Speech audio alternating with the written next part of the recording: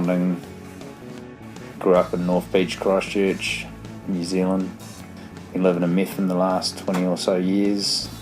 Off seasons in Niseko, and this is my story.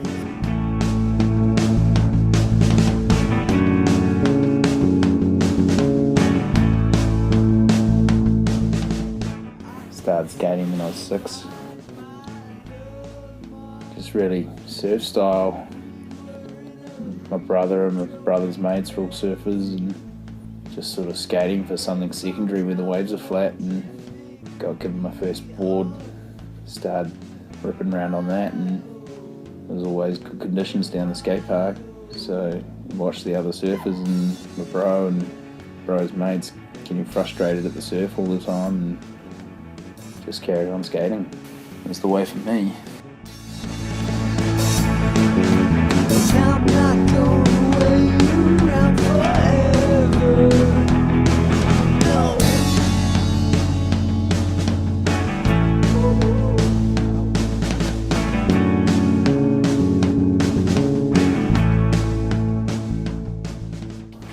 We had the home skate park, Thompson Park, which was probably one of the first skate parks, definitely in the South Island, and it was pretty much just set up as a concrete wave and a half wooden, half concrete quarter pipe running and off a hill dropping, and yeah, everyone used to skate down there on days that the surf were flat, and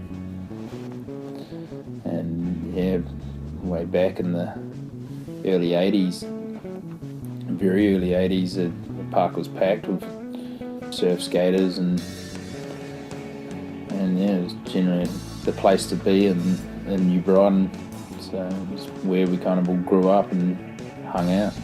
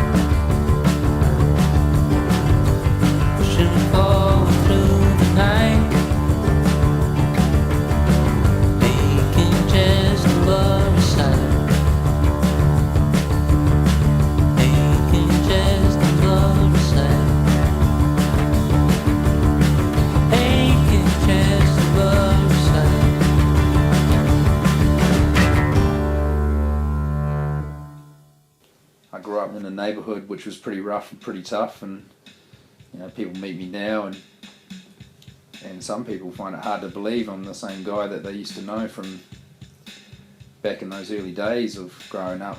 You know, 15, 16, 17 years old, where times were pretty tough. But I always say that, until you're old enough to think for yourself, or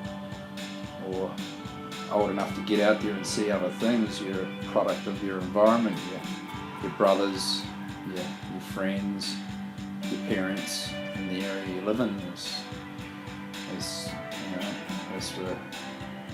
I thank skateboarding for getting me out of the area where I was at the time, because if I didn't leave, I think I was either destined for either be in jail, rough times, or possibly even dead, because things weren't going in the right kind of way. But skateboarding gave me the talent to, and snowboarding came along.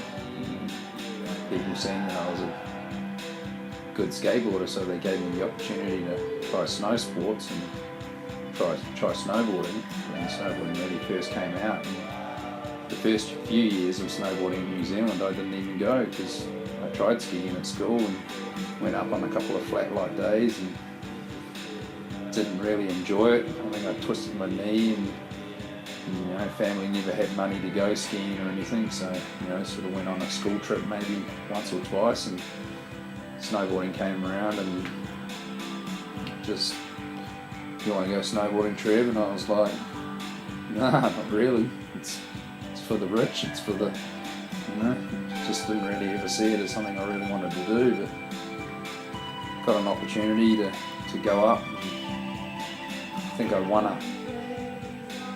a lift pass and a snowboard hire or something in a skateboard competition, and thought, may as well give it a go. And we got the bug pretty quick, and maybe 4 days in my first season, still at school. And then second season, managed to bunk every single day from school. We were pretty keen back then, but end of the second season, I become sort of friends with a guy that became a very good friend of mine, Quentin Robbins. And got a phone call the next season asking if I was serious about moving to the mountains and snowboarding full time, and hadn't really thought about it much, just recently skating and stuff and through the summer, and said, "Hell yeah, let's charge it." And Quentin came around in his Mini, and I think we filled the radiator up 3 times trying to get out to Methven, and tried to get a flat where being the first kind of snowboard rack skateboarder, sort of freestyle snowboarders to ever come to town, we kind of got looked at as, couldn't get a flat, ended up living in an old passenger bus for the first season. I think that was 1993, and we were just hitting it from then. I've lived in Methven now the last 20 years, but season to season, living in Japan kind of keeps the spirit alive in my snowboarding.